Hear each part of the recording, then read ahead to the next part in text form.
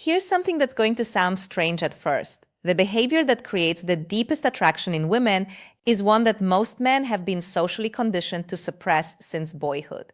Not confidence, not looks, not money, not any of the things the internet keeps selling you.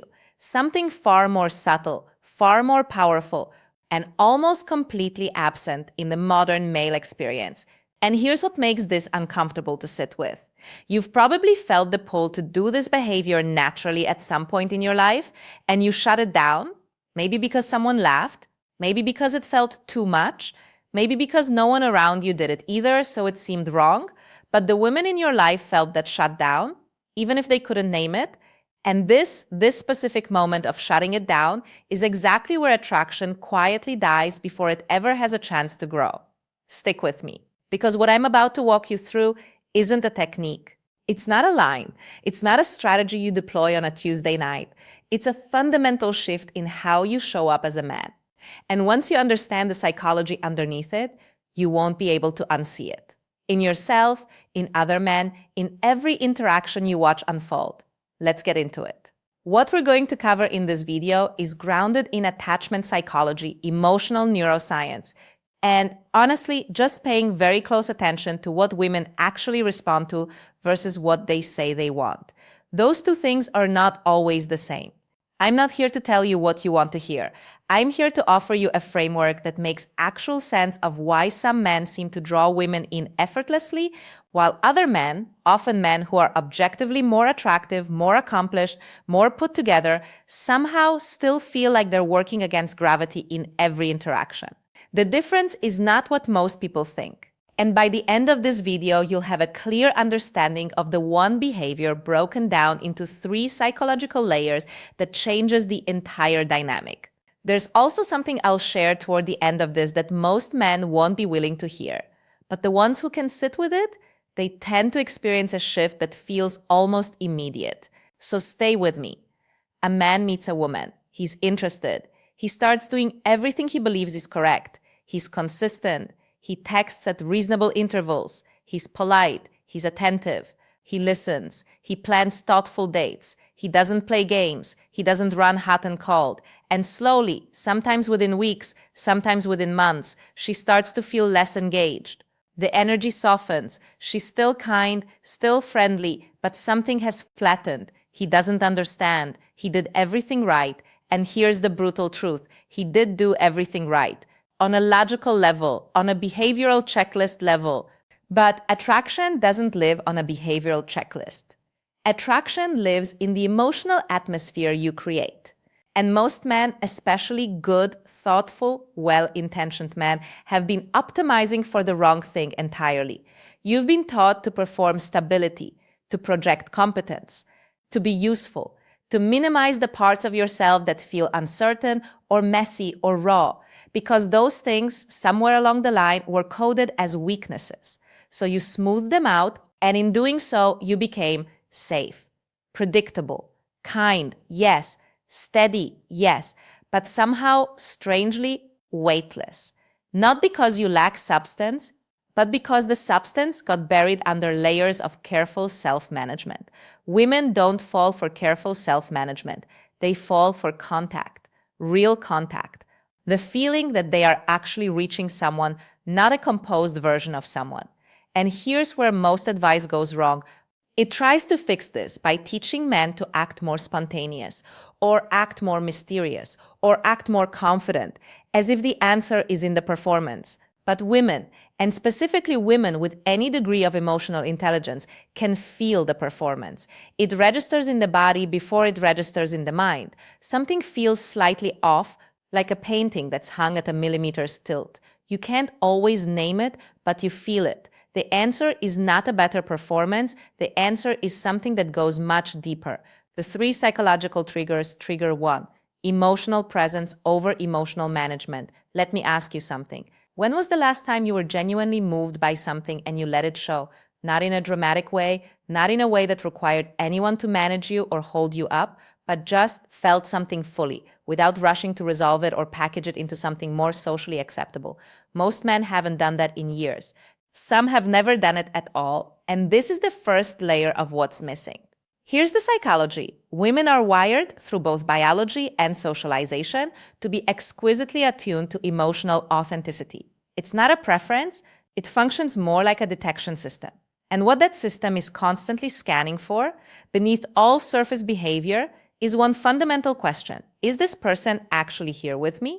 Or are they managing themselves in my presence? When you are emotionally managed around a woman, when every reaction is measured, every feeling is filtered, every moment of potential vulnerability is quietly redirected, you send a signal, not consciously, not deliberately, but the signal goes out clearly. I am not fully reachable. And reachability is foundational to attraction.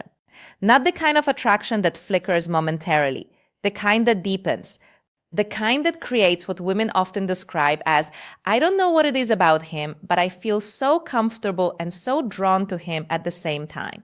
That feeling isn't mysterious. It's the result of a man who is emotionally present, who can sit in a feeling without evacuating it, who, when something matters to him, doesn't immediately perform indifference. Now, important distinction here. Emotional presence does not mean emotional dumping. It doesn't mean processing your childhood at dinner. It doesn't mean requiring her to be your therapist.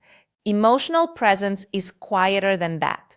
It looks like pausing when something genuinely strikes you instead of moving past it.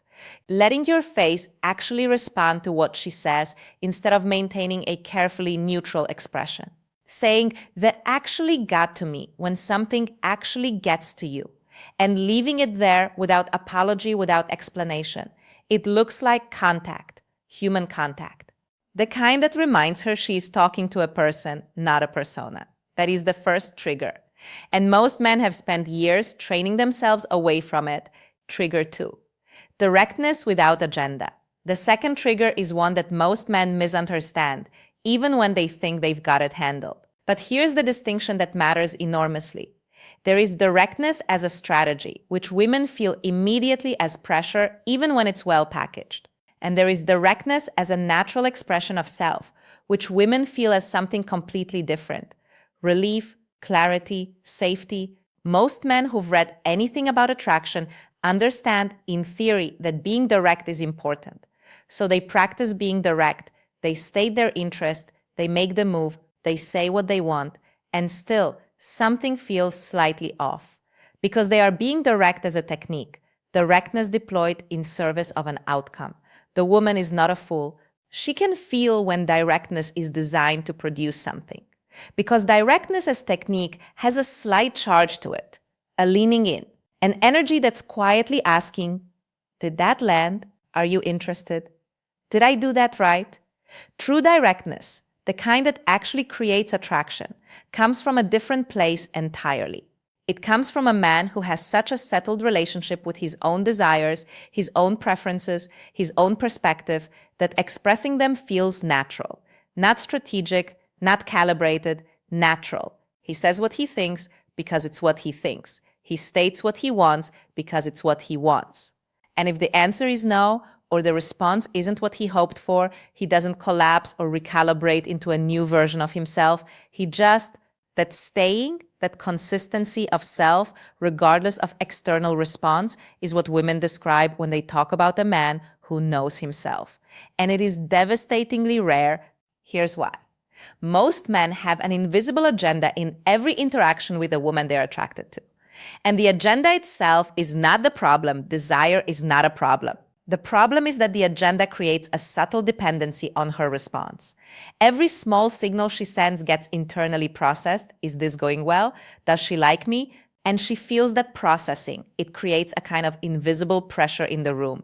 The interaction has weight attached to it that she didn't ask for. Contrast that with a man who expresses himself freely, who is genuinely curious about her but not dependent on her approval, who can say, I find you really interesting and I'd like to spend more time with you, with the same ease he'd say, I like this coffee shop, and then return his attention fully to the present moment.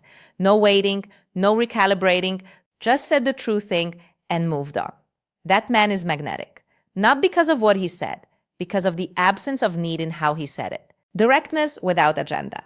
It sounds simple. It is genuinely one of the harder things to develop because it requires you to have a stable enough sense of self that her approval doesn't function as oxygen. Which brings us to the third trigger, the one that underlies everything else. The one that, if it's missing, means the first two will always feel slightly performed. Trigger 3, the willingness to be moved without being destabilized. This is what separates the men who create deep, sustained attraction from the men who create interest that eventually levels off. And I want you to hear this clearly, because it challenges something very deeply ingrained in how masculinity has been modeled for most of us. The behavior that is most attractive to women is the ability to be genuinely affected by life, by her, by beauty, by difficulty, by joy, by loss, while simultaneously remaining rooted in who you are. Read that again, because the two parts matter equally. Most men develop one or the other. Some men are deeply feeling, they're sensitive, expressive, emotionally available, but they're also easily destabilized. An argument untethers them. Rejection sends them into a spiral. Her bad mood becomes their crisis. She can feel how much her emotional state governs his, and it becomes quietly exhausting. She has to manage herself around him. She cannot bring her full self, her difficult days, her frustrations, her ambivalence, because she knows it will land heavily. That's not a partner. That's another person to take care of. Other men have gone the opposite direction. They've built an impenetrable self-possession. Nothing visibly touches them. They're steady, yes. Unshakable, yes, but also unreachable. She could have the most meaningful conversation of her life and look up to find him fine, unruffled, essentially unchanged by the experience. That's not safety. That's glass. Beautiful from the outside, nothing gets in, nothing gets out. What women respond to at the deepest level is neither of these.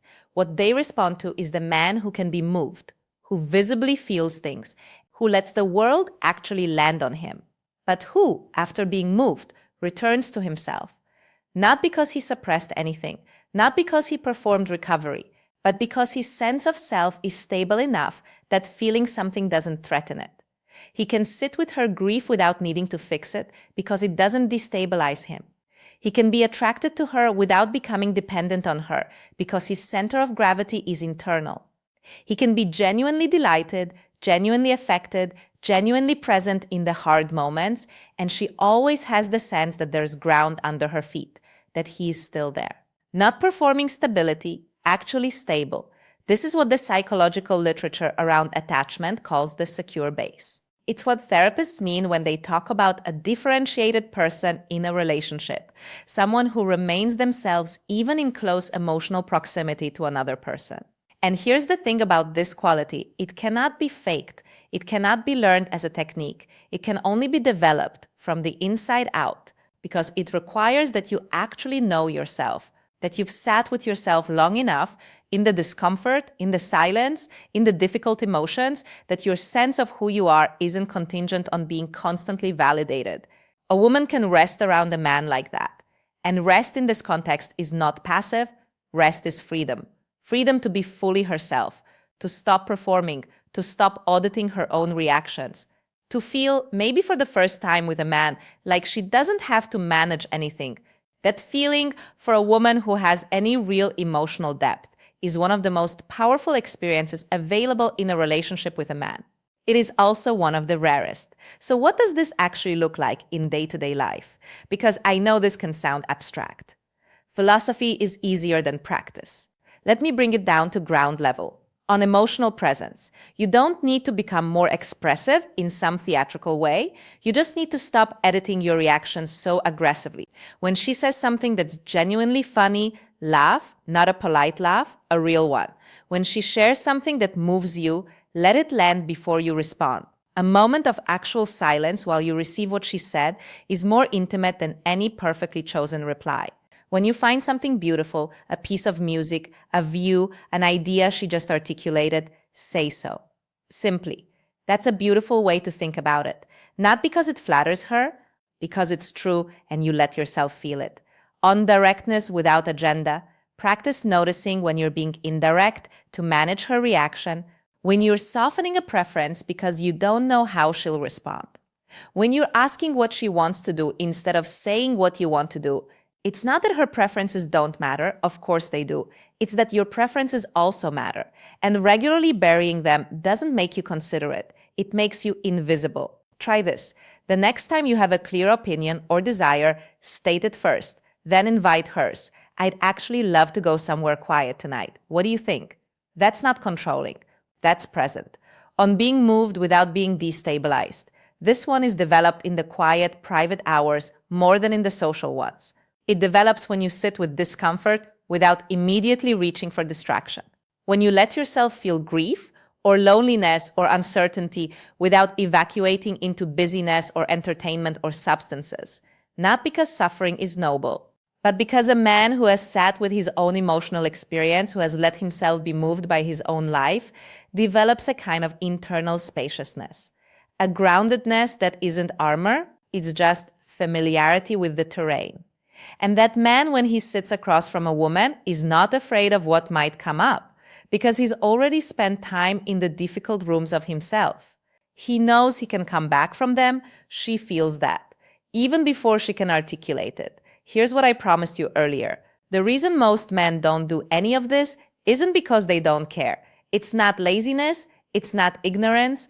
It's because being a man who is emotionally present, direct, without agenda, and capable of being genuinely moved requires something most men are afraid to do.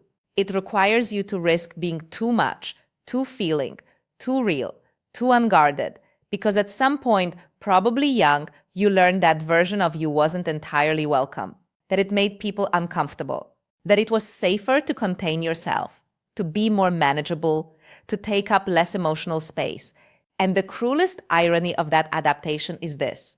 The very quality you learn to suppress, that unguarded, genuinely feeling, fully present version of yourself, is the one quality that creates real connection with another person. You've been making yourself smaller to be more acceptable. And in doing so, you've been making yourself less reachable, which means less attractive, which means less connected. Not because you're broken, because you learned a lesson that made sense at the time and now doesn't serve you. The work, and it is work, real work, is learning to trust yourself enough to be seen, not curated, not composed, seen. That is what this is all about.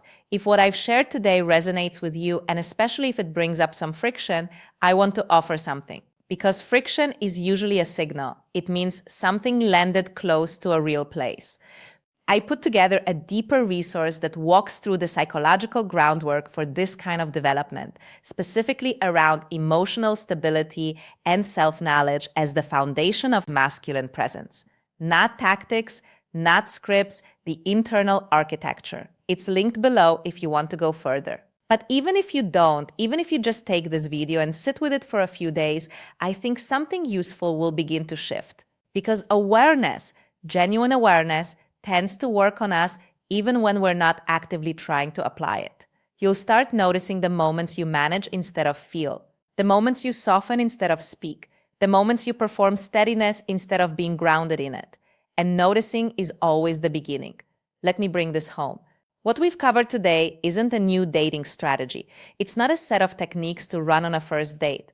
It's a recognition that the deepest form of attraction, the kind that doesn't fade when the novelty does, the kind that creates the sort of connection most people spend years searching for, is created by a man who has done the harder, quieter work on himself.